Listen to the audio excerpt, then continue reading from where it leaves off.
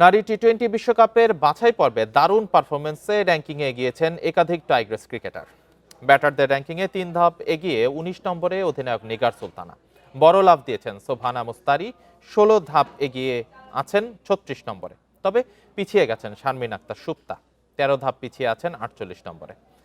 বোলারদের মধ্যে যথারীতি বাংলাদেশিদের মধ্যে সেরা রাবেয়া খান রয়েছেন আগের ১৪তম অবস্থানে।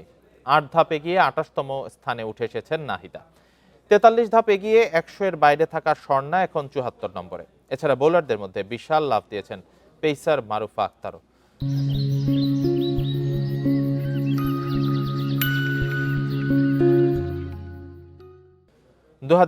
২০৬ ধাপ উন্নতি করে সেরা ১০০-তে ঢুকেছেন মারুফা। বর্তমানে আছেন ৯২-এ।